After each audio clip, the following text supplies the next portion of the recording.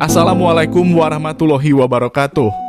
Dalam Islam, Nabi Isa alaihi salam merupakan seorang nabi yang lahir dari rahim perempuan mulia bernama Siti Maryam dan tanpa mempunyai bapa. Silsilah Nabi Isa alaihi salam membuktikan keagungan Allah subhanahu wa ta'ala karena lahir dari wanita yang masih perawan dan suci. Siti Maryam adalah anak perempuan dari Imran keturunan Bani Israel atau anak-anak dari Nabi Yakub alaihi salam. Dalam Al-Quran Surah Al-Imran ayat ke-33 sampai 34 telah dijelaskan bahwa sesungguhnya Allah telah memilih Adam, Nuh, keluarga Ibrahim dan keluarga Imran melebihi segala umat di masa mereka masing-masing. Sebagiannya merupakan keturunan dari yang lainnya. Dan Allah Maha Mendengar lagi Maha Mengetahui. Lantas, mengapa Allah subhanahu wa ta'ala memilih Nabi Isa untuk membunuh Dajjal? Sejatinya hanya Allah yang tahu alasan mengapa memilih Nabi Isa untuk membunuh Dajjal. Namun bila mengacu pada beberapa ayat dalam Al-Quran maka dapat diperkirakan beberapa alasan yang mendasarinya.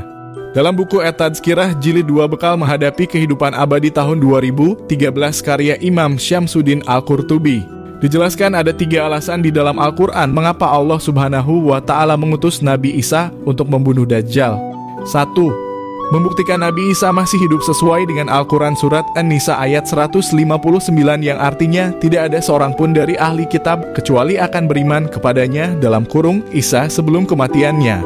Dan di hari kiamat nanti Isa itu akan menjadi saksi terhadap mereka.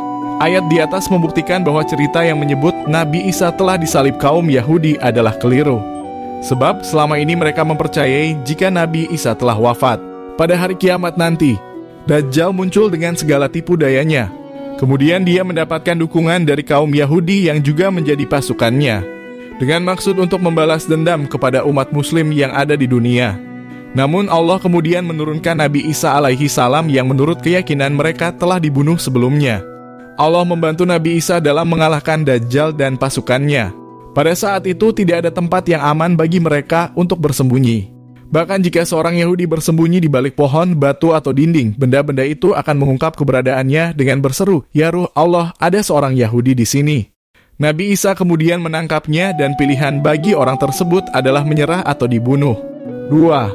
Mengembalikan Nabi Isa ke tanah halasan berikutnya mungkin karena asal manusia dari tanah dan akhirnya akan kembali ke tanah. Hal ini sesuai dengan ayat dalam surat Toha yang artinya dari bumi tanah kami menciptakan kamu, dan kepadanya kami akan mengembalikan kamu, dan daripadanya pula kami akan mengeluarkan kamu pada kali yang lain. Mungkin juga bahwa turunnya Nabi Isa ke bumi adalah tanda ajalnya telah mendekat. Nantinya Nabi Isa akan dimakamkan di tanah dan akan dibangkitkan kembali bersama manusia lain pada hari kebangkitan nanti. Terkait tempat makam Nabi Isa, ulama memiliki perbedaan pendapat. Ada yang menyebut bahwa makamnya berada di Baitul Maqdis, sementara yang lain mengatakan bahwa ia akan dimakamkan bersama Nabi Muhammad SAW di Masjid Nabawi. Turunnya Nabi Isa ke bumi pada saat itu berkaitan dengan keberadaan Dajjal yang telah menyebarkan fitnah di muka bumi dan bahkan mengaku sebagai Tuhan.